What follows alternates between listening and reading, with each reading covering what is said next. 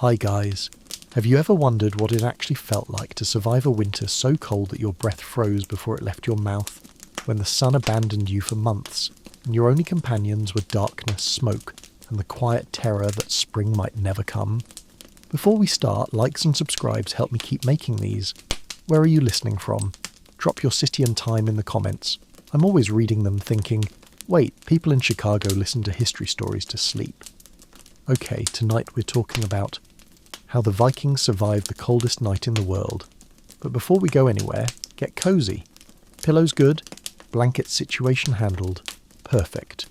Trust me on this one. You're standing in what will one day be called Norway, but right now, in the year 873, it's just called home. The word Viking doesn't mean what you think it means yet. It's not a people, it's a verb. To go Viking means to go raiding, to sail away, to seek fortune somewhere else. But tonight, nobody's going anywhere. Tonight, you're stuck. The fjord outside your longhouse is frozen solid, a sheet of black ice that groans and cracks in the dark like the earth is complaining. The wind doesn't gust, it doesn't howl. It just presses against the turf walls of your home with the patience of something that knows it will outlast you. Inside, the air is thick with smoke from the central hearth. There's no chimney, just a hole in the roof that's supposed to let the smoke out, but the wind keeps shoving it back down. Your eyes sting. Your throat tastes like charred wood and mutton fat. The fire is small tonight because you're rationing. It's only December. You have 3 more months of this. Maybe 4. You're not entirely sure. No one is. The old women say the winter will break when it breaks, and not a moment sooner, which is the least helpful thing anyone has ever said, but also somehow the most accurate. You're wearing every piece of clothing you own. Wool trousers, wool tunic, a cloak made from sheepskin that still smells faintly like sheep, which is to say, it smells like wet wool and panic. You've wrapped your feet in strips of linen before putting on your boots, and still, your toes are numb. Everyone's toes are numb. Numbness is just part of life now. You'll feel them again in April, probably. The longhouse is not large, but it holds your entire world. 12 people live here. Your father, your mother, your 2 brothers, your sister, her husband, their 3 children, your grandmother, and a man named Kjell, who is either your uncle or your father's cousin. No one's really sure anymore, and Kjell doesn't help by changing his story every time someone asks. The longhouse is one long room, about 60 feet end to end, with a dirt floor covered in old straw that hasn't been changed since autumn. It smells like earth and smoke and humanity in its most compressed form. Privacy does not exist. Privacy is a concept for rich people, and you are not rich people, you are farmers, who sometimes go raiding when the seasons allow, and right now, the seasons allow nothing. The walls are made from turf and wood, thick slabs of earth stacked and packed, with timber supports holding up the roof. It's an old technique. Your great-grandfather built this house, and your grandfather repaired it, and your father has spent 20 years patching holes and replacing beams. The house is alive in a way. It shifts, it settles. When the wind blows hard enough, you can feel it sway, just a little, and you try not to think about what would happen if it didn't sway, if it just cracked instead. But it holds. It always holds. That's what you tell yourself. The fire burns in a long stone-lined trench that runs down the centre of the room. On either side are raised platforms covered in furs and blankets, where people sleep, sit, eat, argue and live. There's no separation between the kitchen and the bedroom because there is no kitchen and there is no bedroom. There's just the longhouse. You cook over the fire. You sleep near the fire. You do everything in relation to the fire, because the fire is the only thing standing between you and the kind of cold that kills you in your sleep. Your mother is stirring a pot of stew. It's been the same pot of stew for 3 days now. She just keeps adding to it. A bit of dried fish, some barley, a turnip that was starting to go soft, water from the melted snow your brother brought in this morning. It's not a recipe, it's a strategy. The stew never runs out because the stew is never finished. It just continues, the way winter continues, the way life continues, whether you're ready for it or not. She doesn't look up as she stirs. Her face is lit from below by the firelight, all shadows and sharp angles. She looks older than she is. Everyone does. Your father sits near the fire, working on a piece of wood with a small knife. He's carving something, though you're not sure what. Maybe a bowl, maybe a toy for one of the children, maybe nothing in particular. The work itself is the point. Idle hands in winter are dangerous. Idle hands lead to idle minds, and idle minds in the dark months lead to places you don't want to go. So everyone works. Your grandmother spins wool on a drop spindle, the rhythm so automatic her hands barely seem to move. Your sister breastfeeds her youngest while sewing a tear in her husband's trousers. Her husband sharpens an axe that doesn't need sharpening. Your brothers are playing a game with small carved pieces on a wooden board, some Viking ancestor of chess that involves a lot of quiet strategy and occasional outbursts of accusations about cheating. The children are the only ones who seem unbothered by the cold. They're young enough that they don't really remember summer. This is just how the world is. They play with wooden animals near the fire, making them fight elaborate battles that involve a great deal of sound effects and disputed rules about whether a goat can defeat a bear. You think probably not, but you're not about to interrupt their game. Let them have their goats. Let them believe in goat-based victories. They'll learn soon enough that bears win most fights, metaphorically speaking. Outside, the wind picks up. You hear it before you feel it. A low moan that slides under the door and through the gaps in the walls. The temperature inside the longhouse drops immediately, just a few degrees, but you notice. Everyone notices. Your father glances up at the roof. Your mother stops stirring. Your grandmother's hands pause on the spindle. It's the kind of wind that means something. Not a storm, not yet, but a warning. A reminder that the winter is not done with you. Not even close. You stand and walk to the door, not because you need to go outside, but because you need to check. You need to see how bad it is. This is a compulsion you've developed over the years. Your mother calls it borrowing trouble. Your father calls it being prepared. You call it looking out the door for 30 seconds to confirm that yes, it's still cold and dark and miserable, and then coming back inside to sit by the fire and feel slightly better about your current situation. You lift the heavy wooden bar that holds the door shut and push. The door resists. There's snow piled against it, not much, but enough that you have to shove. Cold air rushes in like it's been waiting for this opportunity. It hits your face, and for a moment, you can't breathe. The cold is not just cold, it's a presence. It's aggressive. It wants inside. It wants the fire. It wants the warmth. It wants you. You step outside and the door closes behind you, not all the way, just enough that you're standing in the small space between inside and outside, 1 foot in each world. The darkness is complete. No moon tonight, no stars, just cloud cover, thick and low, pressing down on the valley like a weighted blanket made of malice. You can't see the mountains that surround your farm, but you know they're there. You've lived in their shadow your entire life. In summer they're beautiful. Green slopes dotted with sheep, waterfalls cascading down the rocks, the high peaks still topped with snow even in July. In winter, they're just walls, barriers, prison guards making sure you stay exactly where you are. The cold is extraordinary. That's the only word for it. Extraordinary. It doesn't bite, it doesn't sting, it envelops. It seeps into your skin, your bones, your thoughts. You're wearing all your layers and it doesn't matter. The cold doesn't care about wool, it doesn't care about sheepskin or linen or your very reasonable attempts to stay warm. It's going to find you anyway. You take a breath and it hurts. The air is so cold it feels solid, like you're breathing in tiny shards of ice. Your lungs protest, your body protests. Everything about this situation is wrong, and yet here you are, standing outside in the middle of December in what will one day be called Norway, confirming what you already knew, which is that winter is still happening. You look toward where the fjord should be. You can't see it, but you can hear it. The ice cracks and booms in the darkness, great splitting sounds that echo off the mountains and roll through the valley. It's the sound of water trying to be water, trying to move, trying to flow the way it's supposed to, but the cold won't let it. The cold has turned the fjord into something else entirely. A road, a trap, a monument to winter's power. In a few weeks, if it stays this cold, you'll be able to walk across it. People do. They walk from one side of the fjord to the other, shortcutting the long route around the shore. It's dangerous. The ice shifts. There are weak spots. Every year someone falls through, and every year everyone acts surprised as if walking on frozen water was ever a good idea. You're about to go back inside when you notice the sky. Not lighter exactly, but different. There's a faint glow on the northern horizon. Green. Pale green, like something luminescent is rising from behind the mountains. You watch as it spreads, rippling across the sky in sheets and curtains. The northern lights. The old people call them different things. Some say they're reflections of the Valkyries' armor as they ride across the sky, choosing who will die in battle. Some say they're the spirits of the dead dancing. Your grandmother says they're just lights and people should stop making up stories about everything. You're inclined to agree with your grandmother about most things, but standing here watching the green fire shimmer and pulse overhead, you understand why people make up stories. Because the alternative is to accept that the world is full of beauty you can't explain, and that feels worse somehow. The lights dance for a few minutes, then fade. The darkness returns, heavier than before, as if the brief show of colour has somehow made the black more complete. You go back inside. The warmth hits you immediately. Or what passes for warmth, it's relative. Compared to outside, the longhouse feels like summer. Compared to actual summer, it feels like you're living inside a damp cave that someone occasionally waves a torch through. Your mother looks up as you enter. She doesn't ask if it's cold. She doesn't ask what you saw. She just nods, acknowledging your return, and goes back to stirring the eternal stew. You take your place on the sleeping platform, pushing aside a cat that has claimed your spot. The cat is not your cat. No one owns the cat.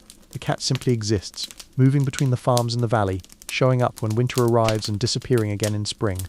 You suspect it has multiple families, multiple longhouses where it enjoys fire privileges and occasional scraps of fish.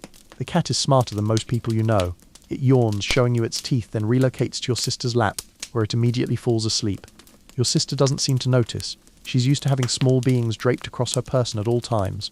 The conversation in the longhouse is minimal tonight. Everyone is conserving energy, conserving words. There's a quality to winter silence that's different from summer silence. In summer, quiet means peace. In winter, quiet means survival. Every word costs heat. Every movement costs energy. You eat your portion of stew from a wooden bowl using a spoon your father carved last winter. The stew is hot, which is its primary virtue. It tastes like salt and fish and regret, but it's hot, and that's what matters. You eat slowly, making it last, because this might be all you get until tomorrow evening. Food is rationed. Not strictly, not cruelly, but carefully. Your mother knows exactly how much dried fish is left in the storehouse. She knows how much barley, how much cheese, how many smoked mutton legs hang from the rafters. She's done the math in her head 100 times. The calculations are simple. Food divided by days until spring equals survival or death, with very little room for error. After you eat, you lie back on the furs and stare at the ceiling. The roof beams are black with decades of smoke. You can see the layers, like tree rings, marking each winter, each year, each generation of people who lived and ate and slept and worried in this exact spot. Your great-grandfather saw this ceiling. Your grandfather saw this ceiling. Now you see this ceiling. Someday, if you survive long enough to have children, they'll see this ceiling. It's not comforting exactly, but it's something. Continuity. Proof that people have endured this before and lived to complain about it. Sleep in winter is strange. You don't sleep the way you do in summer, in long, uninterrupted stretches. You sleep in pieces. A few hours, then awake to tend the fire. A few more hours, then awake because someone else is tending the fire and making noise about it.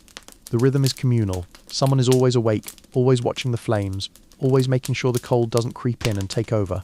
Tonight, it's your turn for the first watch. You lie there, not quite sleeping, listening to the sounds of the longhouse settling into its nightly routine. Your brothers finish their game. One of them claims victory. The other disputes it. They argue in whispers, not because they're trying to be quiet, but because they're too tired to argue loudly. Eventually they give up and wrap themselves in furs, still muttering insults at each other. Your sister's children are already asleep, piled together like puppies, generating heat through sheer proximity. Your grandmother has stopped spinning. She sits with her eyes closed, but you know she's not asleep. She's thinking. Old people do a lot of thinking in winter. They have decades of material to work with. Your father sets down his carving and stretches. His joints crack. He's only 43, but 43 in the 9th century is different than 43 will be in the 21st century. He's missing 2 teeth. He has scars on his hands from axe work, from farming, from that time he went raiding in England and came back with stories about churches made of stone and monks who didn't know how to fight. He fought in shield walls. He sailed through storms. He killed men whose names he never learned. And now he sits in a longhouse in December, carving wood by firelight, worrying about whether the sheep will survive until spring. This is Viking life. Not the dramatic parts, not the sagas, just the sitting, the waiting, the slow grinding effort of staying alive through another winter. He catches you watching him and raises an eyebrow. You shrug. He nods. This is the extent of your conversation, the language of men who spend too much time together in small spaces. Your mother banks the fire, covering it with ash so it will burn slower through the night. The flames die down to a glow. The longhouse gets darker, colder. Everyone shifts closer together on the sleeping platforms. Body heat is currency. You pool it. You share it. You survive together or not at all. You pull your cloak tighter and settle in for watch duty. The fire needs feeding every few hours. Too much wood and you waste it. Too little and it goes out. And then you're trying to restart a fire in the middle of the night with cold hands and colder prospects. You've done this enough times that you know the rhythm, know when to add a log, know how to position it so it catches without smothering the coals. It's not complicated, but it requires attention, requires staying awake when your body wants nothing more than to sleep. The hours pass slowly. You sit by the fire, feeding it small pieces of wood, watching the flames twist and curl. Outside, the wind continues its work, probing the walls, finding gaps, testing the longhouse's defenses. You hear a timber creak overhead. Normal. Everything creaks in winter. The cold makes the wood contract, makes the whole structure tighten and groan like an old man's knees. You've learned to distinguish between the sounds that matter and the sounds that don't. This is just the house talking to itself. Nothing to worry about. Around what you guess is midnight, though there's no way to tell for certain, your father wakes and takes over the watch. You don't exchange words. He just sits up, nods at you, and you nod back. You move to the sleeping platform and burrow into the furs. The spot is still warm from where you were lying earlier. Small mercies. You close your eyes and listen to the longhouse breathe. 13 people breathing, one cat purring, one fire crackling. The wind outside, the ice on the fjord cracking like distant thunder. This is the symphony of winter. Not beautiful exactly, but familiar. Yours. Sleep comes in fragments. You dream about summer, about the sun on your face, about swimming in the fjord when the water is cold but not cold, when it's refreshing instead of deadly, about the smell of grass and wildflowers, about sheep on the hillside, their bells ringing as they move, about work that makes you sweat instead of shiver. The dreams are vivid, almost painful in their clarity, because you know they're just dreams. Summer is not coming soon. Summer is a concept, a memory, a promise that feels increasingly abstract the longer winter continues. You wake to voices, soft but urgent. Your mother and grandmother are talking near the fire. You keep your eyes closed and listen. They're discussing food. The stores are lower than expected. Something got into the storehouse. Mice, probably. Or rats. They've eaten through one of the sacks of barley. Not all of it, but enough. Enough that the calculations have changed. Your mother sounds worried. Your grandmother sounds pragmatic. They need to be more careful. Smaller portions. Stretch everything further. Maybe send your brothers to check the traps. See if they can catch a hare or two. Maybe talk to the neighbours. See if anyone has extra to trade. The neighbours are 2 farms over. About an hour's walk in summer. Twice that in winter when you're trudging through snow. The family there has more children, which means more mouths to feed. But they also have better hunters.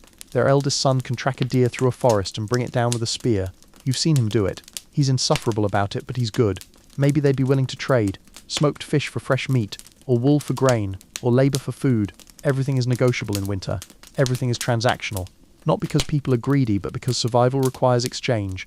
No one has enough of everything. Everyone has too much of something and not enough of something else. So you trade, you share, you create networks of obligation and reciprocity that keep everyone alive. Morning arrives, though you wouldn't know it from the light. The darkness outside is the same darkness that's been there all night. In the deep winter this far north, the sun barely clears the horizon. It rises late, stays low, sets early. You get maybe 4 or 5 hours of dim greyish light that can barely be called daylight. The rest is darkness. And on cloudy days, which is most days, you don't even get that. You get grades of shadow, lighter dark, darker dark, the kind of dark that makes you forget what colours look like. Your mother wakes everyone with the efficiency of someone who has done this 10,000 times. She doesn't shout, she just moves through the longhouse, touching shoulders, pulling back furs. Up, time to move, time to work. Your brothers groan but comply. Your sister's children whine but eventually crawl out of their warm nest of blankets. Your father is already awake, has been for an hour, has already been outside to check the animals. The sheep are fine, the goats are fine, the chickens are in their coop huddled together, probably judging the life choices that led them to live in Norway. Breakfast is porridge made from barley and water. Your mother adds a tiny amount of honey, a treat so rare that the children stare at their bowls like they've been given gold. The honey came from wild bees your brother found last summer. He smoked them out of a tree hollow and harvested the comb, got stung 17 times in the process, swelled up like a berry and complained about it for weeks. But now, in December, that honey is worth every sting. Sweet things in winter are miracles. Your tongue has forgotten what sweet tastes like. The porridge is hot and thick and the honey dissolves into it like liquid sunshine. You eat slowly, savouring every bite, knowing that this might be the last honey until spring. After breakfast, the work begins. Winter work is different from summer work. It's mostly maintenance, repair, preparation. Your father and brothers work on tools, sharpening blades, fixing handles, getting everything ready for spring when the real work starts. Your mother and sister card wool, spin it, weave it. The loom sits in the corner of the longhouse, a large upright frame strung with weighted threads. Your mother works it with practiced ease, passing the shuttle back and forth, building cloth thread by thread. It's meditative work, repetitive, the kind of work that lets your mind wander while your hands stay busy. You're assigned to work on the fishing nets. They're spread across part of the sleeping platform, a tangle of cordage that needs checking, repairing.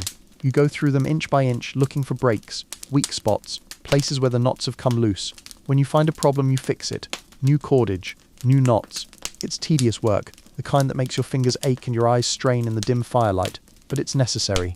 When spring comes, when the ice breaks, you'll need these nets. You'll need them to be perfect, because fishing is not optional. Fishing is survival. The cat watches you work with the expression of someone who has never done a useful thing in its entire life and has no plans to start now. It sits on the edge of the platform, tail wrapped around its paws, eyes half closed, judging you. You're fairly certain the cat is judging you. Your sister says you're projecting. You say the cat started it. The cat says nothing, which is very much on brand for the cat.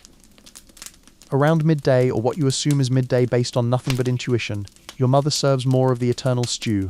It's thinner today. More water, less substance. You notice but don't comment. Everyone notices but doesn't comment. Commenting won't make more food appear. Commenting will just make everyone think about how hungry they are, and that helps nobody.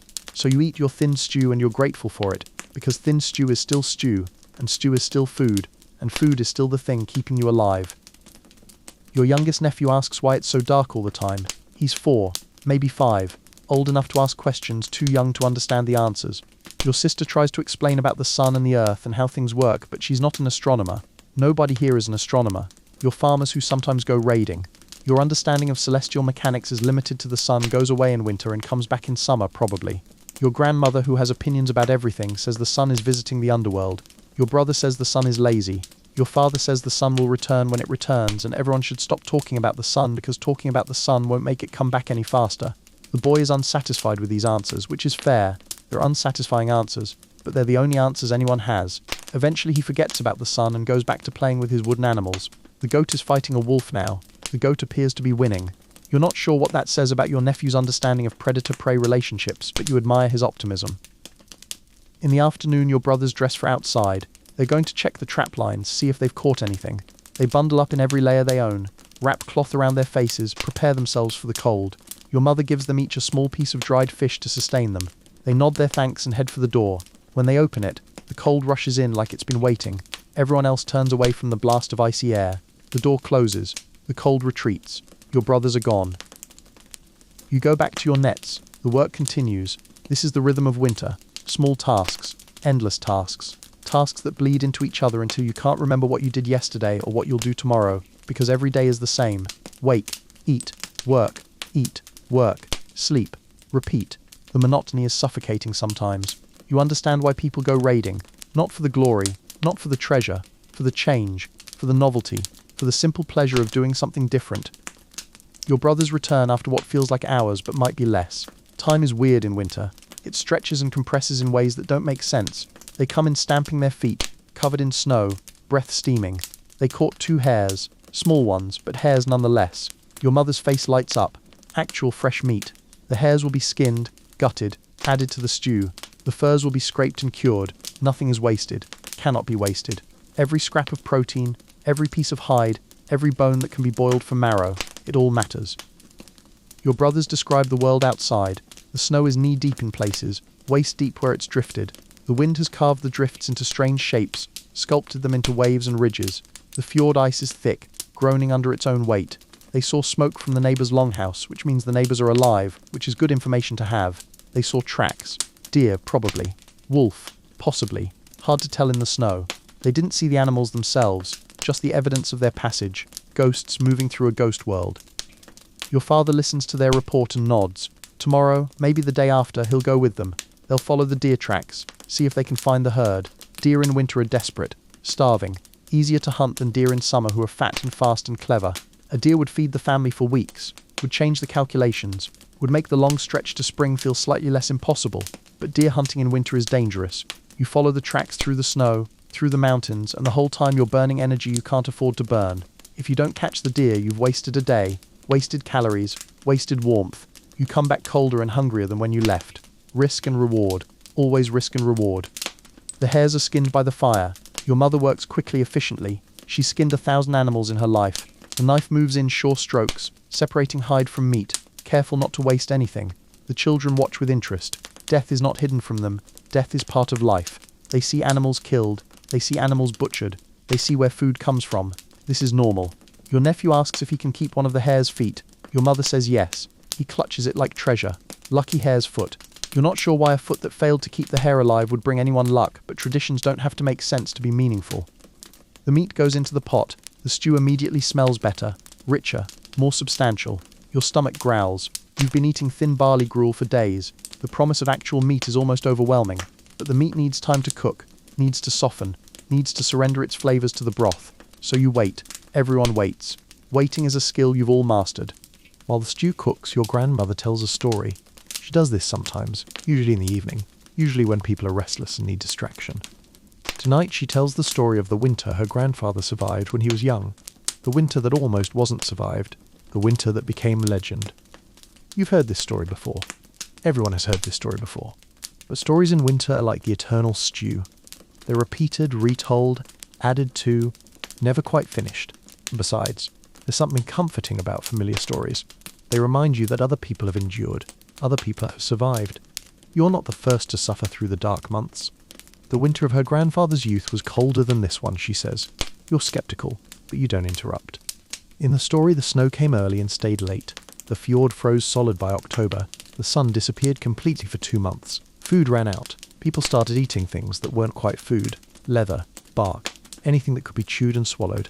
Her grandfather was 8 years old. He watched people die. Watched the old and the very young go to sleep and not wake up. Watched families make impossible decisions about who would eat and who wouldn't. But he survived. And when spring finally came, when the ice broke and the sun returned, he swore he would never waste food again, never complain about hunger unless it was real hunger, never forget what it felt like to wonder if you'd see another summer. Your grandmother pauses in her story. The longhouse is silent except for the fire and the bubbling stew. She looks around at all of you, her dark eyes catching the firelight.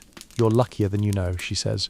You have food, you have shelter, you have each other. This winter is hard, yes, but hard is not impossible. Hard is not the end. Hard is just what winter is, and winter always ends. Always, even when you can't imagine it, even when you're certain the cold has won. Spring comes, the ice breaks, the sun returns, life continues. No one argues with her. Your grandmother has lived through more winters than anyone else in this longhouse. She has authority earned through sheer endurance. If she says winter always ends, then winter always ends. You choose to believe her, because the alternative is unthinkable. The children are quiet, processing the story in whatever way children process stories about survival and death and the persistence of life. Your nephew is still holding his hare's foot. He looks at it with new appreciation, as if it represents something larger now. Good fortune, survival, the strange luck of being alive. The stew is finally ready. Your mother ladles it into bowls. The portions are larger tonight thanks to the hares. The meat is tender, falling apart, and the broth is rich with fat. You eat slowly, making it last, tasting every bite.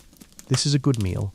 Not a great meal by summer standards, but by winter standards, by December standards, by standards of people who are tired and cold and have been eating thin barley gruel for a week. This is a feast. The warmth of the food spreads through your body. Your fingers tingle. Your toes ache as feeling returns to them. For a moment, for this brief moment, everything is bearable. After dinner, your father makes an announcement. Tomorrow he and your older brother will walk to the neighbour's farm. They need to discuss the possibility of a joint deer hunt. More men, better chances. They'll also inquire about trading some of the hare furs for grain, if the neighbours have grain to spare. It's a full day's journey there and back, even in good conditions. In winter conditions, it might take longer. Your mother doesn't look happy about this but doesn't protest. The journey is necessary. Isolation in winter is dangerous in its own way. You need to maintain connections, maintain relationships, need to know who's alive, who needs help, who might be able to help you. Your younger brother volunteers to go with them, but your father shakes his head. 2 is enough. 3 is a waste of resources.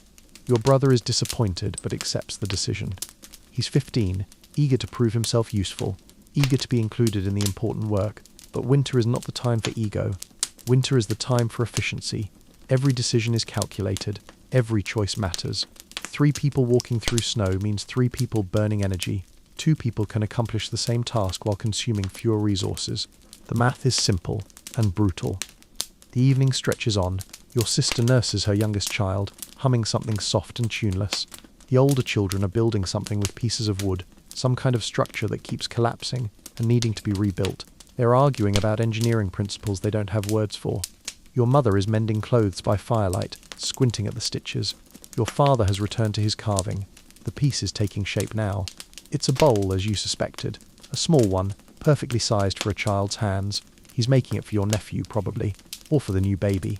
Something to mark their existence, something they'll use and keep, and maybe pass down to their own children someday. You lie back on the furs and stare at the smoke-blackened ceiling again. You think about the neighbour's farm, about the people there. You've known them your entire life. The father is good with sheep. The mother makes excellent cheese. The children are loud and numerous. The eldest son, the hunter, is skilled but arrogant. You wonder how they're managing this winter, whether their stores are holding up better than yours, whether they're hungry or comfortable, whether they're also lying on their sleeping platforms, staring at their ceilings, wondering if spring will ever come. The wind outside has died down, the longhouse is quieter now, the fire burns steady. Someone will need to take watch soon, but for now, everyone is simply existing. Being, breathing, surviving. This is the reality of Viking winter. Not battles, not raids, not glory, just the slow, grinding effort of staying alive. Day after day, night after night, the cold pressing in, the darkness pressing down.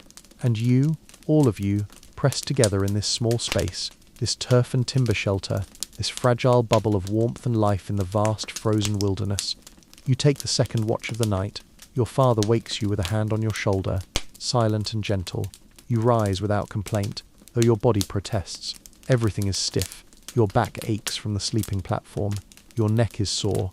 You're 22 years old and you feel ancient. Your father settles into the furs you've just vacated, asleep almost instantly. The ability to fall asleep quickly is a survival skill. You either learn it or you spend your winters exhausted and miserable. Your father learned it long ago. The fire has burned down to coals again. You add wood carefully, placing the pieces so they'll catch without smothering the embers. The flames wake slowly, reluctantly, like they too would rather be sleeping.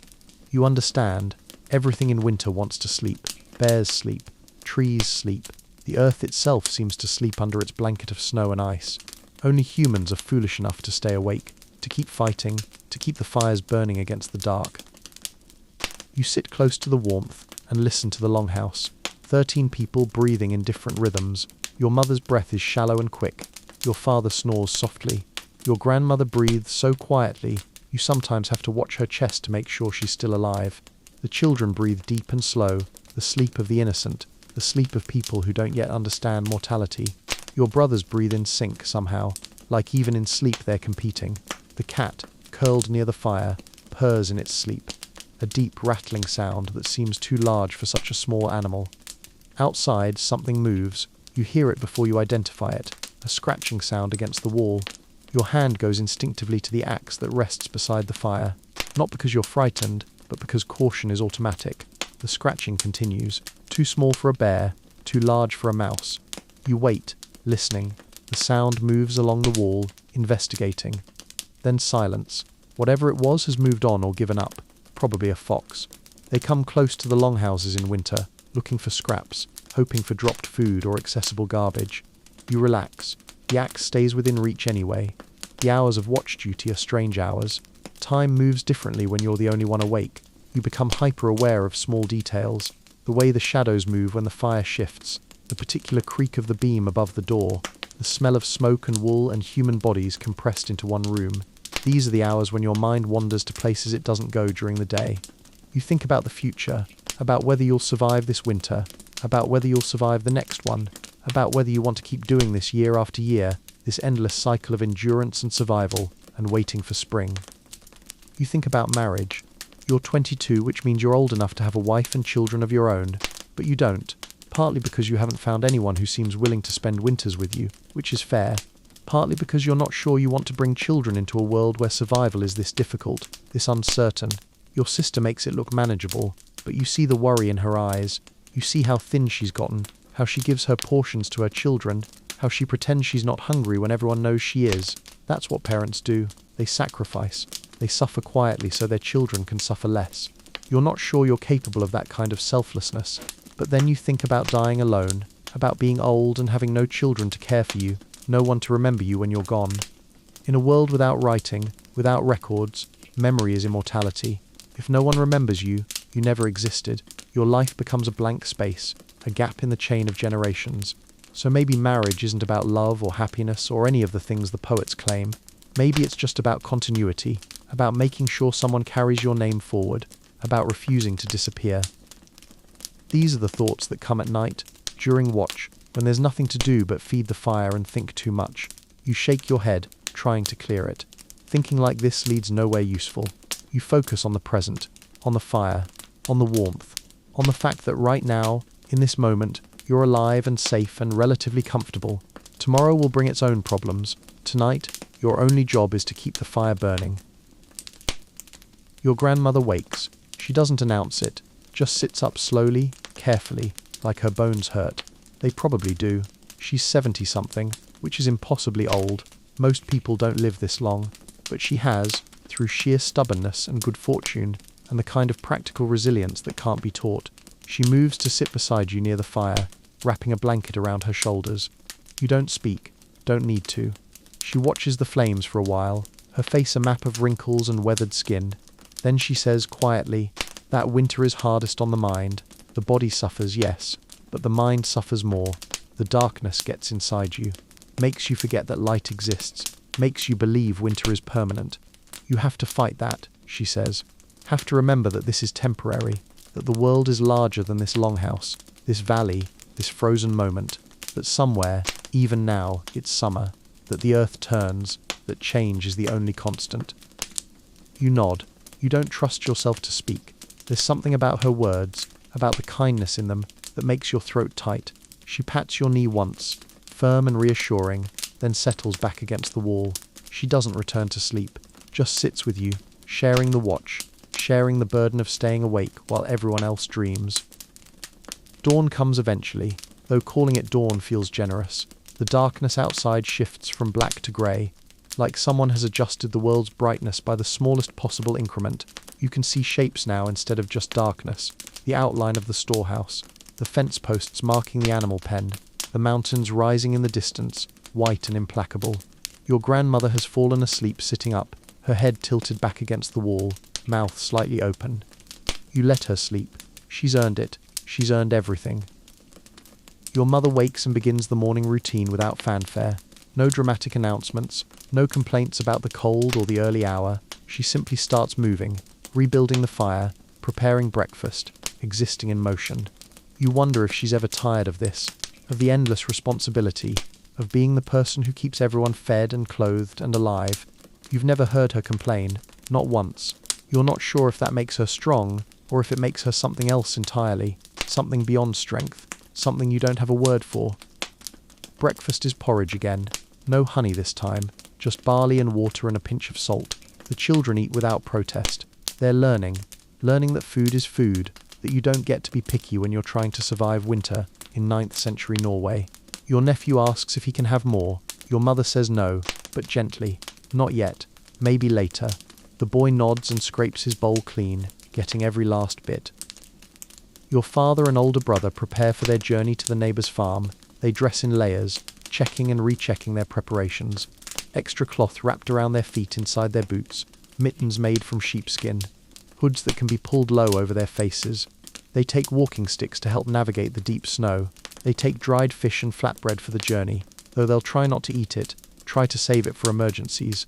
They take nothing else, no weapons beyond the knives at their belts. Weapons are heavy and unnecessary for a walk between friendly farms. Your mother hugs your father before he leaves. Not a long embrace, not dramatic, just a moment of contact, a reminder that they're connected, that she wants him to come back. Your brother gets a kiss on the forehead from her, and he blushes, embarrassed to be treated like a child in front of everyone. But he doesn't pull away. He accepts the affection, because he understands, on some level, that every goodbye in winter carries weight. Every time someone leaves the longhouse, there's a chance they won't return. The cold doesn't care about your plans. The snow doesn't care about your destination. You leave, and you hope you come back, and that's all anyone can do. They open the door and step out into the grey morning. The cold rushes in behind them, aggressive and hungry. Then the door closes and they're gone. Your mother stands there for a moment, staring at the door, then turns and goes back to her work. Worry is useless. Worry won't keep them safe. So she works instead, keeps her hands busy, keeps her mind occupied. This is how she survives, how she's always survived. The day passes slowly without your father and brother. The longhouse feels emptier, though it's still crowded with 11 people and one judgmental cat. Your younger brother is restless. He paces, he works on his weapons, sharpens his knife for the 3rd time even though it doesn't need sharpening. He's anxious to prove himself, anxious to be seen as useful, anxious to stop being the younger brother and become just a brother. You understand. You were that age once, desperate to matter, desperate to be more than just another mouth to feed. Your sister tries to keep her children entertained, which is a full-time occupation. The boy wants to go outside. She says no. He argues. She explains that it's too cold, too dangerous, that he'll freeze. He says he won't freeze. He's tough. She says tough doesn't matter when you're 4 years old and the temperature is cold enough to kill you. He pouts but accepts the verdict. The baby cries for reasons that are unclear. Babies cry. It's what they do. Your sister walks in circles around the longhouse, bouncing the baby, humming, trying to soothe. The baby is unconvinced. The crying continued. You go back to your nets. The work is nearly done. Another few hours and you'll have checked and repaired every inch of cordage. Then you can move on to some other task. There's always another task. Winter is endless work, interrupted by brief periods of rest and food. Your fingers are sore from tying knots. Your eyes hurt from straining to see in the dim light. But you keep going because what else is there to do? Stopping won't make winter pass faster. Complaining won't make the work disappear. You just keep your head down and push through. Midday meal is thin stew again. The hare meat from yesterday is gone, absorbed into the eternal pot, its benefits already distributed. Now you're back to water and barley and whatever scraps can be added to give it flavour. A fishbone for the broth. Some dried herbs your mother saved from summer. It's not much, but it's warm, and warm is valuable. You eat and you're grateful, and you try not to think about how many more meals like this stand between you and spring. Your grandmother sits by the fire, spinning wool again. The drop spindle turns and turns, the motion hypnotic. Thread accumulates. Slowly, steadily, thread becomes yarn. Yarn becomes cloth. Cloth becomes clothing. Everything is a process. Everything takes time. Nothing happens quickly in winter. You have to be patient, have to trust that small actions compound into larger results, that the work you do today will matter in 6 months, when you need a new tunic or a warm blanket. Afternoon brings a visitor. You hear the knock before anyone reaches the door. A solid thumping, deliberate and loud. Everyone freezes.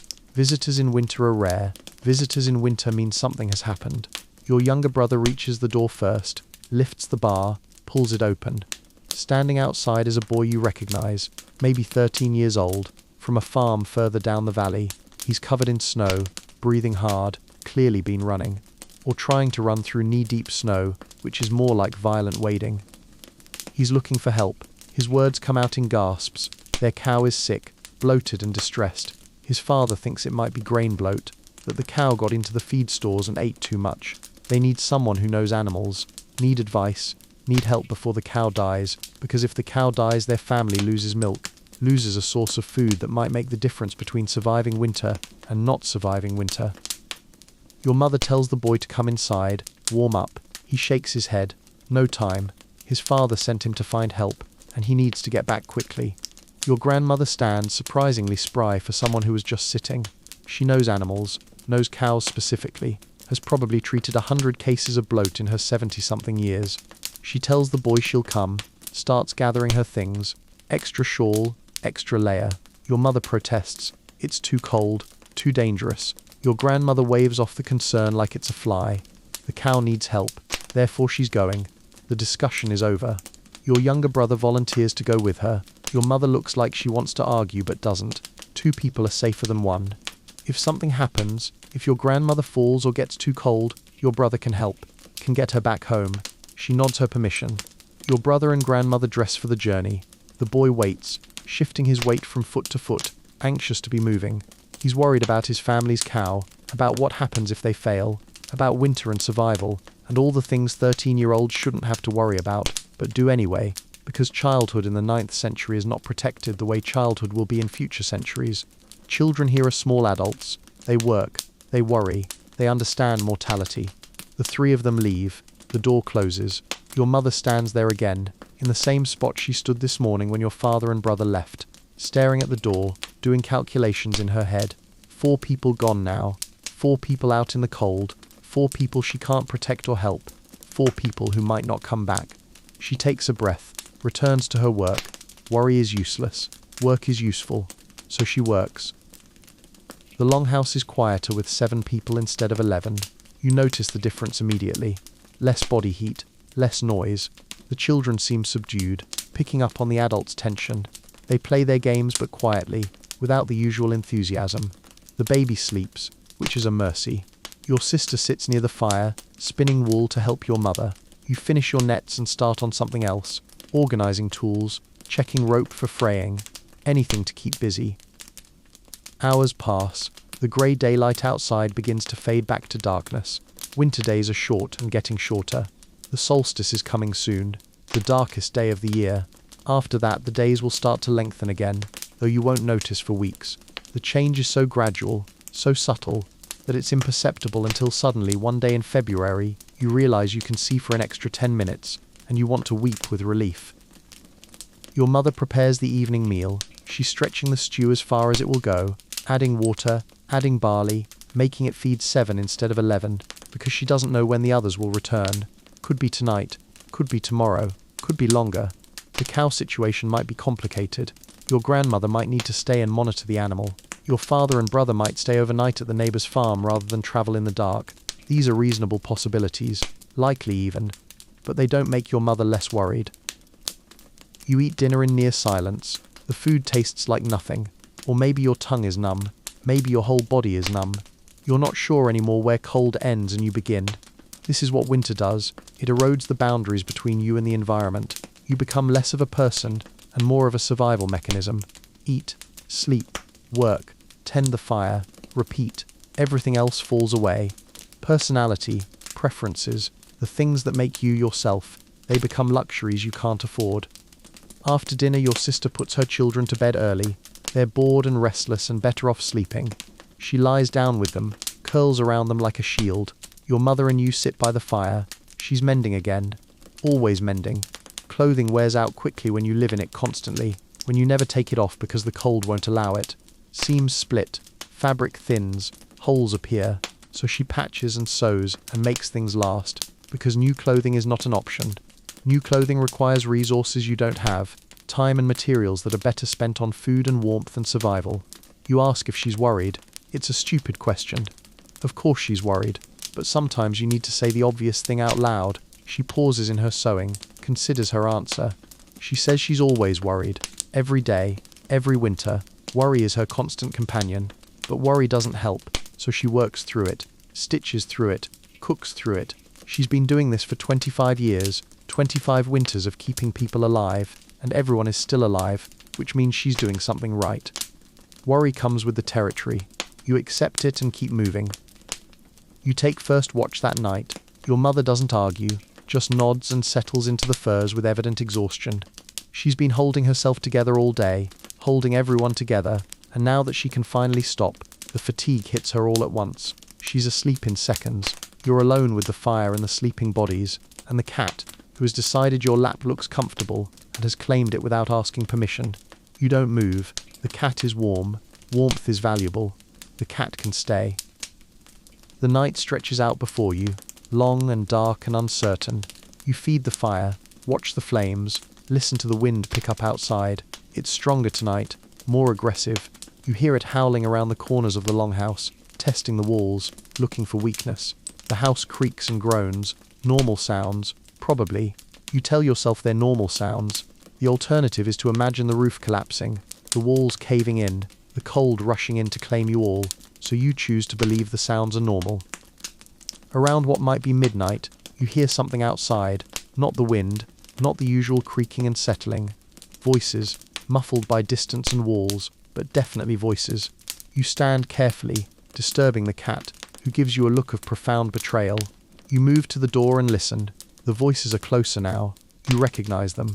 Your father, your brother, they're back. You lift the bar and open the door. The cold hits you like a physical force, but you barely notice because your father and brother are there, covered in snow, exhausted but alive. They stumble inside and you close the door behind them, shutting out the hungry wind. Your mother wakes immediately, some maternal instinct alerting her. She's on her feet, helping them out of their frozen layers, checking for frostbite, asking questions. They're fine, tired, cold, but fine. The journey took longer than expected.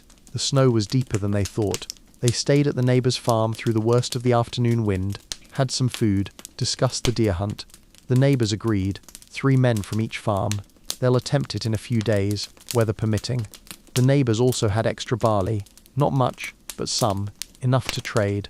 Your father hands your mother a small sack. She weighs it in her hands, nods. It's not much, but it's something. Something is always better than nothing. Your brother collapses onto the sleeping platform without even removing his boots. Your father sits by the fire, holding his hands out to the warmth. His fingers are white, borderline frostbite. Your mother brings him close to the fire, but not too close. She knows the danger of warming frozen flesh too quickly. She rubs his hands gently, carefully, bringing feeling back gradually. He winces but doesn't complain. After a while, his fingers start to pink up. He flexes them, painful but functional. He'll keep all his fingers. Small victories. You ask about the journey. Your father describes it in short sentences, still catching his breath. The snow was terrible, visibility poor. They got turned around once, had to backtrack. The neighbour's longhouse was warm, crowded with their 8 children. Loud, chaotic, but welcoming. They shared food, shared news, shared the universal experience of winter survival. One of the neighbour's children is sick, a cough that won't go away. The mother is worried. Your father says it quietly, like he doesn't want to speak the implications out loud. A cough in winter can become pneumonia. Pneumonia can become death, especially for children. Especially when everyone is already weakened by cold and hunger and the slow grind of surviving. Your mother's face tightens, but she doesn't respond. There's nothing to say, nothing anyone can do. You can't fix someone else's sick child when you're barely keeping your own family alive. Compassion has limits in winter, practical, brutal limits. You care, you wish them well, but you can't help, can't spare the resources, can't spare the energy. It sounds cruel when you think about it directly, but cruelty is survival's twin. They're inseparable in the dark months. Your father eats some stew, drinks some melted snow water. He's warming up now, colour returning to his face. He tells you about the plan for the deer hunt. 6 men total. They'll go in 2 days if the weather holds. Follow the tracks your brothers found earlier. The deer are in the high valley, probably, sheltering in the trees, weak from winter. The plan is simple. Surround them. Drive them toward the hunters with the spears. Kill as many as possible. Hope for at least 1. 1 deer would be significant. 2 would be miraculous. 3 would be enough to make you believe in the old gods again. But it's dangerous. Your father doesn't say this, but everyone knows it. 6 men walking into the mountains in December. 6 men burning energy, burning body heat, hunting animals that might not even be there. If they fail, if they come back empty-handed, those 6 men will have used up resources for nothing, will have put themselves at risk for nothing. But if they succeed, if they kill even 1 deer, the reward justifies the risk. This is the calculus of winter. Risk versus reward. Survival versus starvation. Every decision weighted against the possibility of death. Your mother asks about your grandmother and younger brother. Your father shakes his head. He doesn't know. Didn't see them. They must still be at the farm with the sick cow.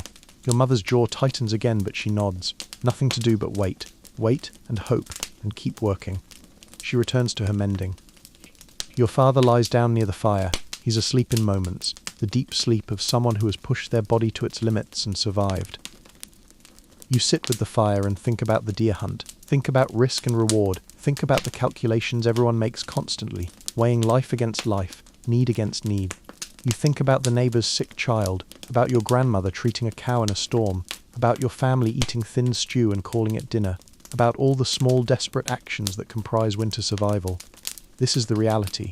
Not glorious, not noble. Just humans trying not to die, trying to make it to spring, trying to believe that spring will come at all. You wake to voices again. Morning has come, though you can't tell from the light, which is the same grey dimness as always. You fell asleep at some point during your watch. The fire is lower than it should be, but not out. Someone else must have tended it. Probably your mother. She's awake, talking to someone at the door. You sit up, disoriented, trying to understand what's happening. Your grandmother and younger brother have returned. They're standing in the doorway, shaking off snow, looking exhausted but satisfied. The cow survived. Your grandmother treated the bloat by puncturing the animal's stomach with a hollow reed, releasing the built-up gas. A dangerous procedure. Could have killed the cow if done wrong. But she's done it before, knows the exact spot to insert the reed, knows how long to leave it, knows when to remove it. The cow is weak but recovering, will probably survive.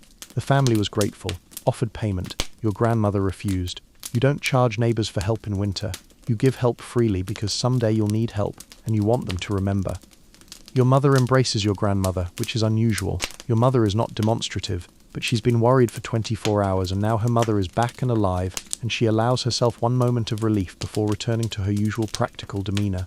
She checks your grandmother for frostbite, checks your brother, both fine, cold and tired but fine. She feeds them immediately.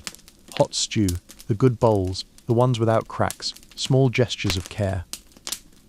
Your grandmother sits by the fire and tells the story of the cow. She describes the procedure in detail. The children listen with fascination and mild horror. The boy asks if it hurt the cow. Your grandmother says yes, of course it hurt, but it hurt less than dying. Sometimes you have to cause pain to prevent greater pain. Sometimes you have to make hard choices. This is true for cows, also true for people. The boy considers this information seriously, adding it to his growing understanding of how the world works. The family is complete again. 11 people plus 1 cat. The longhouse feels fuller, warmer somehow, even though the temperature hasn't changed. It's psychological warmth, the warmth of reunion, of knowing everyone survived the night, of facing another day together. Your father wakes and greets your grandmother. She nods at him. No dramatic reunion, just acknowledgement. They've known each other for decades. He married her daughter. She approves of him mostly. They've achieved the Viking equivalent of a functional in-law relationship, which is to say they tolerate each other with occasional moments of genuine respect. The day passes in the usual rhythm. Work, food, work, sleep. But there's an undercurrent of anticipation now. Tomorrow is the deer hunt. Your father and older brother will go. 4 men from the neighbor's farm will join them. 6 men, 6 spears, 1 chance to change the trajectory of winter. Your mother prepares food for them to carry. Dried fish, flatbread, not much but enough to sustain them for a day in the mountains. She works methodically, checking and rechecking everything, making sure nothing is forgotten. Your father sharpens his spear. The blade is iron, precious and carefully maintained. He tests the edge with his thumb, sharp enough to pierce hide, sharp enough to kill. Your brother does the same with his spear. They work in silence, focused on the task. Weapon maintenance is meditative, repetitive, the scrape of stone on metal, the slow transformation from dull to sharp. There's something satisfying about it, about making a tool ready for its purpose, about preparing yourself for what comes next. Your younger brother watches them with barely concealed envy. He wants to go on the hunt, wants to prove himself, but no one invites him. He's 15, strong enough, capable enough, but the hunt is for experienced men only. 6 is already more than ideal. Too many hunters make too much noise, scare the deer, complicate the coordination. 6 is the maximum. Your brother will have his chance eventually, but not tomorrow. Tomorrow he stays home and tends the fire and wishes he was somewhere else. The evening meal is quiet. Everyone is thinking about tomorrow, about what success would mean, about what failure would mean. The children sense the tension and are subdued. They eat without complaint, go to sleep without the usual protests. Your sister nurses the baby, staring into the fire with distant eyes. She's thinking about her husband, about him walking into the mountains, about him coming back or not coming back. She doesn't voice these thoughts, doesn't need to. Everyone in the longhouse is thinking the same thing. Your father goes to sleep early. He needs rest for tomorrow, needs to be sharp and alert and capable. Your mother lies down beside him but doesn't sleep. You can see her eyes open, staring at the ceiling, doing her calculations, counting food, counting days, counting the odds of survival. She's been doing this for 25 years. It never gets easier. You just get better at hiding the fear. You take the watch. The longhouse settles into sleep around you. The fire burns low and steady. Outside, the wind has died down. The night is clear for once. You can see stars through the smoke hole in the roof, tiny points of light in the vast darkness. They're beautiful and distant and utterly indifferent to your survival. They'll be there long after you're gone, long after your children's children are gone, long after anyone remembers that humans once struggled through winters in longhouses, eating thin stew and hoping for spring. Morning comes cold and clear, the kind of cold that makes the air feel brittle, like the world might shatter if you breathe too hard. Your father and brother dress in silence, layers upon layers, weapons checked one final time.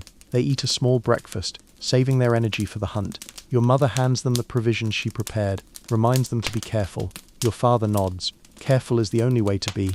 Careful is how you survive. The neighbors arrive just after dawn. 4 men, the father, the eldest son who hunts, and 2 others you recognize but don't know well. They're all dressed for cold and violence, spears, knives, determination written across their faces. They exchange greetings with your father. Brief, functional. There's no time for lengthy conversation. The day is short. The deer won't wait. They need to move. Your younger brother helps them prepare, brings them water, checks their gear, trying to be useful, trying to be part of it even though he's staying behind. Your father notices, puts a hand on your brother's shoulder, says nothing. The gesture is enough. Acknowledgement. You'll have your chance. Not today, but someday. Your brother nods, jaw tight, trying not to show disappointment. The 6 men leave together. The door closes behind them. Your mother stands in her spot, the spot she always stands when people leave. You wonder if her feet have worn a depression in the dirt floor there. If archaeologists 1,000 years from now will find that spot and wonder what it means, what it meant to stand there day after day, winter after winter, watching people you love walk into danger and hoping they come back. The longhouse feels empty again. 5 adults, 3 children, 1 cat, not enough people for the space. The silence is heavy. No one wants to acknowledge it. No one wants to think about what happens if the hunters don't return. So you work. Everyone works. Your mother weaves. Your sister spins. Your grandmother cards wool. Your younger brother sharpens every blade in the longhouse even though they're already sharp. You organize the storage area, move sacks of grain, check for moisture, for rot, for mice, finding busy work, inventing tasks, anything to pass the time. The children play their games but without enthusiasm. They understand something important is happening, something that affects them even though they don't fully comprehend it. Your nephew builds a fortress with pieces of wood, defends it against imaginary enemies. His sister, older by 2 years, tells him his fortress is stupid. He says her face is stupid. She hits him. He cries. Your sister intervenes with the weary authority of someone who has broken up 1,000 sibling fights and will break up 1,000 more. The children are separated. The boy sulks. The girl looks smug. Normal life continues even in the middle of worry. Midday meal is barely a meal. Thin broth, a piece of flatbread each. Your mother is rationing more carefully now, stretching everything. She doesn't say why, but everyone knows. If the hunt fails, food becomes even more critical. If the hunt succeeds, there will be plenty. So she hedges, plans for failure while hoping for success. This is wisdom. This is how you've survived this long. The afternoon drags. Time moves like sap in winter. Slow, viscous, almost stopped. You find yourself staring at the door, willing it to open, willing the hunters to return successful. But the door remains closed. The hours pass. The grey light outside begins to fade toward darkness. Too soon. The days are so short now. The solstice must be close. Another week maybe. Then the slow turn back toward light. Not that you'll notice. Not for months. Your grandmother tells another story to pass the time. This one about a summer from her youth. About sailing down the coast to a market. About the things she saw there. Traders from distant lands. Silk from the east. Amber from the Baltic. Silver from England. People speaking languages she didn't understand. The smell of spices and salt and possibility. She describes it vividly, and for a moment, you can almost feel the sun on your face, almost remember what warmth feels like. Then the story ends, and you're back in the longhouse, back in winter, back in the cold. Evening comes, still no hunters. Your mother prepares dinner, same thin broth, same rationed portions. No one complains. Complaining would mean acknowledging the worry, the fear, the possibility that something has gone wrong. So you eat in silence. The children go to bed. Your sister lies with them. Your grandmother dozes by the fire. Your younger brother paces, sits, stands, paces again, restless energy with nowhere to go. You're about to suggest taking the first watch when you hear it. Voices outside, multiple voices, loud, excited. Your heart leaps. Your brother reaches the door first, throws it open. The hunters are back, all 6 of them, alive, and they're dragging something. 2 somethings, 2 deer. They killed 2 deer.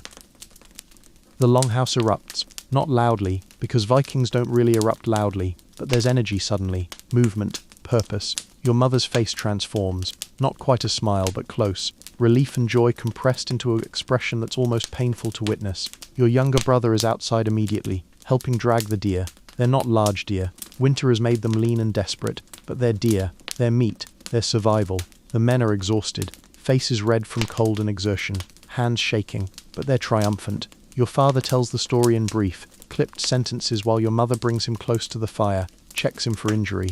They found the herd in the high valley, 7 deer total, managed to surround them, drove them toward a ravine. 2 of the deer panicked, ran straight at the hunters instead of away. Your brother took one with his spear, clean throw. The neighbor's eldest son took the other. Both kills were quick. The rest of the herd escaped, but 2 is more than enough. 2 is a miracle. The deer are brought inside. Can't leave them outside where wolves or foxes might find them. The longhouse is about to become a butchery, but no one cares. The work begins immediately. Your father and the neighbors know what they're doing. They've done this before, many times. The deer are strung up from the roof beams, throats cut, blood collected in bowls. Nothing is wasted. The blood will be used for sausage, for soup, for life. Your mother heats water for cleaning. Your grandmother sharpens the skinning knives. Your sister keeps the children back, out of the way, though they desperately want to watch. Your nephew is asking questions. Where did the spear go in? Did it hurt the deer? How much blood is there? His sister is quieter, watching with wide eyes, learning, understanding that death is part of life, that meat is not abstract, that survival requires killing. The skinning takes hours, the men work in rotation, fresh hands when someone gets tired, the hide comes off in sections, beautiful pelts even though the deer are winter thin, the fur is thick, will make warm clothing, warm blankets. The neighbors take one hide, your family keeps the other. Fair division, each family keeps the deer their man killed. This is the agreement. No argument, no negotiation needed, just fairness understood and accepted. The butchering is precise and methodical. Every cut matters, every piece has purpose. The haunches are separated, the best meat, tender and substantial. The shoulders come next, then the ribs, the neck. The organs are removed carefully. Heart, liver, kidneys, all edible, all valuable. The stomach and intestines are set aside. They'll be cleaned and used for sausage casings. The bones will be kept for broth, for tools, for everything. A deer is not just meat. A deer is raw material for survival. Your mother and grandmother work alongside the men now. Expert hands. They've processed 100 animals. Know where to cut, how to separate fat from muscle, how to trim and clean and prepare. The work is bloody and difficult, and no one complains. This is good work, necessary work. The kind of work that means you'll eat well for weeks. That means the children will have full bellies. That means winter just became survivable. The neighbors stay for the work, all 4 of them. Your mother feeds them properly. Real portions of stew, thickened now with some of the fresh liver, cooked quickly over the fire. The men eat like they're starving, which they probably are. Everyone is starving to varying degrees. That's just winter. But tonight there's meat. Fresh meat. The smell fills the longhouse, rich and warm and promising. The children are given small pieces. They chew slowly, reverently. Your nephew declares it the best thing he's ever eaten. Your sister doesn't correct him. Maybe it is. Maybe everything tastes better when you're 4 years old and it's December and you've been eating barley gruel for months. The work continues into the night. The meat is sorted. Some will be eaten fresh over the next few days. Some will be smoked. Some will be salted and preserved. The fat is rendered. Precious fat for cooking, for waterproofing, for a dozen different uses. The neighbors take their portion. They thank your family. Your father thanks them. The alliance is strengthened. The bonds between farms reinforced. You helped us. We helped you. We'll all help each other. This is how communities survive. Not through individual strength but through collective effort. Through showing up when needed. Through sharing the risk and sharing the reward. Finally, near midnight, the neighbors prepare to leave. They want to get home. Want to bring the meat to their family. Want to see their children's faces when they realize winter just got easier. Your father offers to let them stay the night. Travel in darkness is dangerous. But they decline. The moon is out. The path is clear. They know the way. And they're too excited to sleep anyway. Too full of success. Too eager to be home.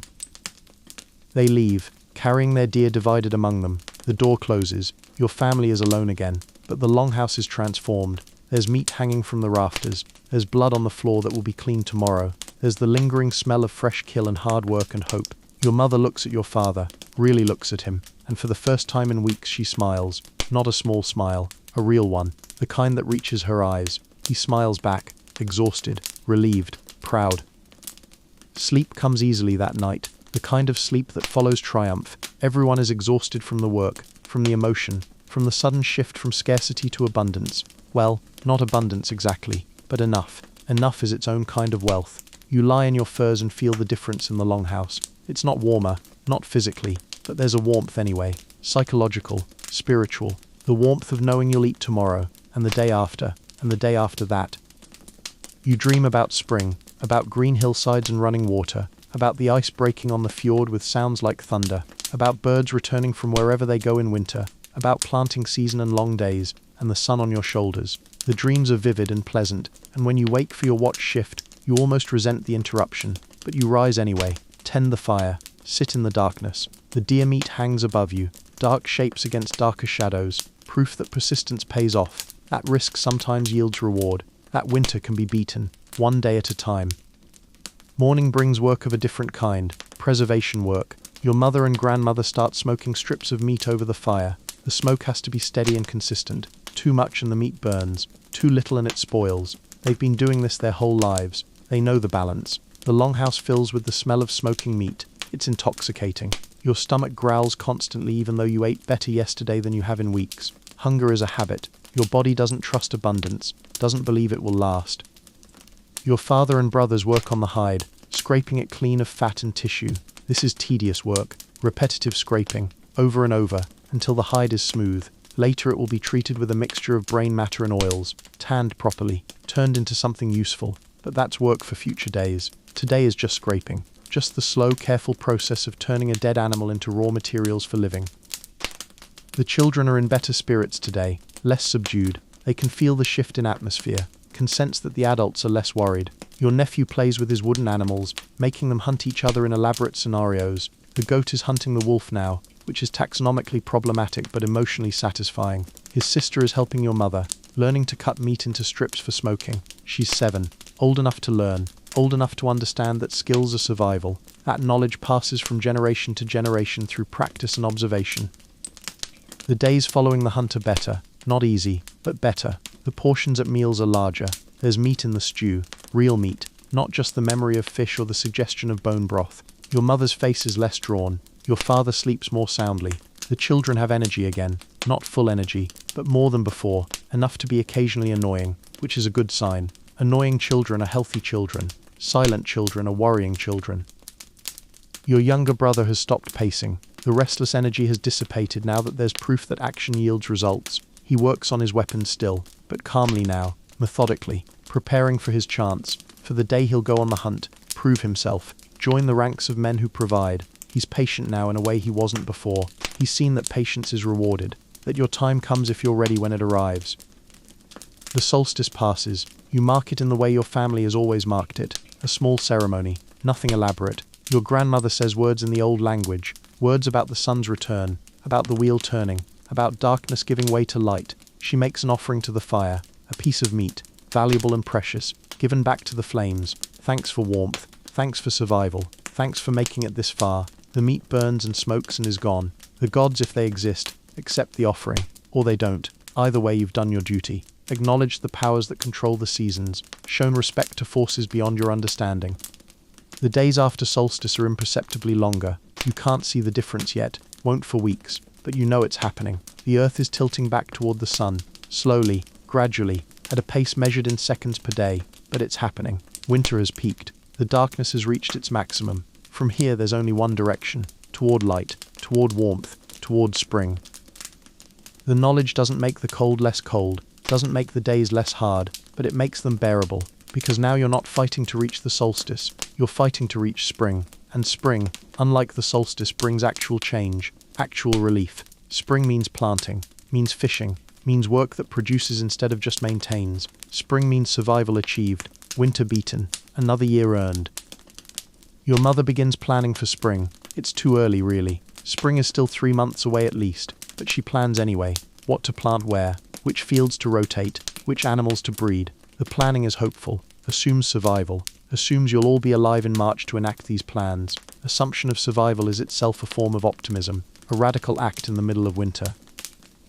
You wake the next morning to a quiet that feels unnatural, even for winter, not the peaceful, soft quiet that settles after snowfall, but the heavier kind, the kind that makes you hold your breath without realizing it. You sit up slowly, joints stiff, blankets cold where you've kicked them off in the night. The fire is nearly out, just a few stubborn coals glowing like the last thoughts of a tired mind. You poke at them with a stick, nudging life back into the embers, and for a moment you watch the sparks drift upward, tiny and determined, like they're trying to escape the season entirely. You step outside, boots sinking into the hardened crust of yesterday's snow. The air is brittle, sharp enough to sting the inside of your nose. Your breath curls upward in a slow, lazy plume, too tired to rise quickly. The sky is a dull grey, flat, wide, indifferent. If the world were a person, this would be its don't ask me for anything today face. Winter in a mood. Tracks from the days before are frozen as if carved into stone. Your brother's prints, your father's, the paths where the dogs ran, the marks of dragging firewood, all of them preserved like the world stopped for a moment and forgot to restart. You scrape your boot along the top layer, testing its strength. Solid, unchanging. Winter has dug its heels in and isn't planning to budge anytime soon. But you walk anyway. That's the rule. That's the life. Winter doesn't care if you're tired or hopeful or planning for spring already. You still need water. You still need firewood. You still need to keep moving, because moving is the closest thing to warmth you're getting these days. Your mother is inside making a list in her head. You know that look, the stare that sees nothing and everything at once, the calculations of food left, chores to distribute, tasks that can be delayed, tasks that can't, Survival math. Everyone in this world learns to do it eventually. Some just do it with more style than others.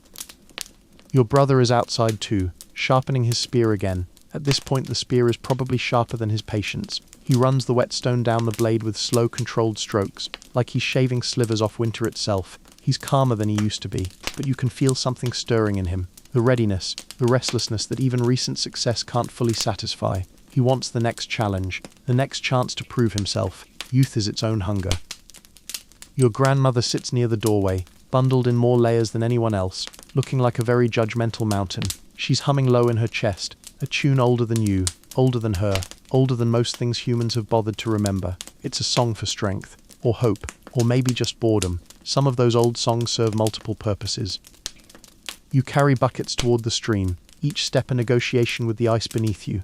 The path is familiar, almost comforting in its predictability. You've walked it so often your body knows the rhythm without your mind needing to participate. You like that part, letting your thoughts drift while your legs do the work. At the stream you break the thin crust of ice forming over the hole you carved days ago. You can hear the water moving underneath, slow but persistent, like even it is tired of being liquid at this temperature. You fill the buckets, lift them, and for a moment you just stand there, balancing the weight, breathing carefully so the cold doesn't bite too deep into your lungs. Everyone.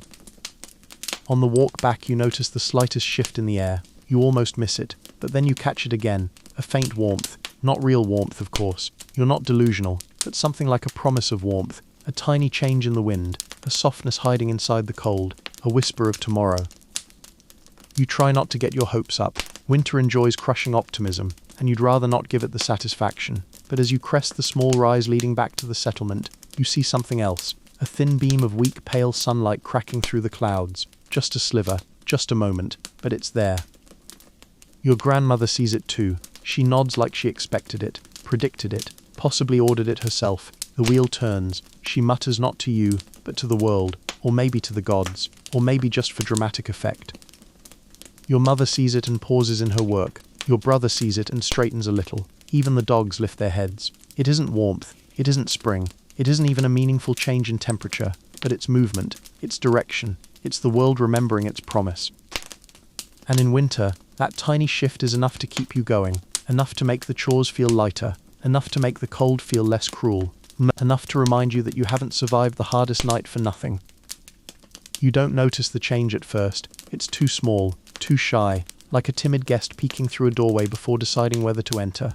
But as the next days pass, slowly, stubbornly, you begin to feel it in strange, subtle ways. The cold still rules everything, yes, but its grip loosens just a little, like a fist unclenching one finger at a time. You wake in the morning and the air doesn't hurt your face quite as quickly. Your breath still fogs, but it hangs lower, closer, as if even the cold is starting to get tired of itself. Your father notices the shift while he's splitting logs. He pauses mid-swing, frowning up at the sky like it said something rude. Different today, he mutters. That's all he says. That's all he needs to say. Everyone in the settlement feels it too. The strange sensation of the world taking its first, nearly invisible, impatient step toward spring. Snow still blankets the ground in a thick, stubborn coat, but it's not the same snow. It's softer around the edges, pliable in places where it used to be rigid. Your boots sink a little deeper. The dogs trot with more enthusiasm, their breaths quick and eager. Even the ravens seem louder, bolder, as if they've decided winter has sulked long enough. Your grandmother becomes the official announcer of the turning season. She sits near the fire and makes cryptic declarations like the ice hums differently today, and the sun is walking with fuller steps, which everyone pretends to understand. Frankly, she could say the wind is wearing new shoes and you'd accept it. She's earned that kind of authority. Your mother begins checking the food stores with a new sort of intention, not the tight, fearful accounting of deep winter, but the more optimistic kind that forecasts abundance. She still counts carefully, still frowns at the dried fish, still shakes her head at the dwindling barley, but there's a softness in her shoulders that wasn't there a month ago. She even hums while stirring the pot one morning. It's a small hum, barely audible, but you hear it. Your brother is almost unbearable now, filled with a restless energy that buzzes around him like he's generating his own weather. He sharpens his weapons again, practices with the spear, practices with the bow, practices swinging an axe at absolutely nothing, which is arguably his best skill. He talks about the next hunt, about how soon the men will gather, about how he'll be ready. He's practically vibrating. But even with all these little signs, winter remains. It clings, it lingers, it refuses to leave quietly. You go out one morning expecting softness, and instead are smacked in the face by a wind so cold it feels personal. That's winter's style. Dramatic exits, abundant pettiness. You walk to the stream again, your buckets hanging from your hands, and you can tell by the crunch beneath your boots that the night was colder than the day before. You sigh. Winter sighs back. It's a tense relationship built on mutual disappointment. Still, the water underneath the ice moves more freely than it did weeks ago. You can hear it babbling under the surface, like it's gossiping about spring's arrival. You crouch and break the thin crust with practiced ease. The water splashes your gloves, and instead of freezing instantly, it merely chills them deeply. Progress. On the walk home, you catch sight of something faint on the horizon. Not light exactly, but the idea of light. A softness in the sky that hints at longer days. You stop and stare, and for a moment you feel something warm unfurl inside your chest. Hope, not the loud kind, the quiet kind that grows slowly, like moss, steady and green. When you return, your father is repairing tools, your mother is patching clothing, your grandmother is lecturing your brother about impatience while he pretends not to listen. The fire crackles with more confidence. The house feels less fragile. You look around and realize something you didn't expect. You've made it. Another winter survived. Another coldest night endured. Another year carved out of the frozen world by stubbornness, grit, and the impressive ability to complain while working. Spring isn't here yet, but it's coming. And survival, in this place, is never about what you have now. It's always about what you can hold on long enough to reach. And you're still standing, still breathing, still walking the path between ice and light. The coldest night in the world didn't break you. It simply became part of your story. And now, as the long winter slowly loosens its grip on the world you've been walking through, you feel a deeper kind of quiet settling around you. A quiet that isn't born from cold or scarcity, but from the gentle knowledge that you've already made it through the hardest part. And everything from here moves, however slowly, toward warmth, toward light, toward the soft unfurling of days that last just a little longer than the ones before. You breathe in, letting the air move quietly through your chest, and the breath feels fuller now, calmer, almost as if the world has finally exhaled with you. The snow outside still lies thick across the ground, but even that snow carries the faintest suggestion of change, a subtle hint of softness beneath the surface, as if it, too, knows its time is ending. The walls of the house seem warmer, the fires glow steadier, and the sounds around you blur into a soothing tapestry of small movements. The slow crackle of wood, the muted shift of blankets, the gentle whisper of wind brushing against the edges of the world outside. You let your thoughts drift, moving the way clouds drift across a pale winter sky, unhurried and untroubled, and you notice how every muscle in your body begins to loosen, how your breath lengthens into an easier rhythm, how the story you have followed, step by step, night by night, begins to settle softly into stillness. There is nothing you must do now, nowhere you must go, nothing you must hold on to, just the quiet, just the warmth, just the slow inevitable return of light. And as you let your eyes grow heavy, you feel the calm deepen, wrapping around you like a gentle fur cloak, carrying you slowly, peacefully, into rest.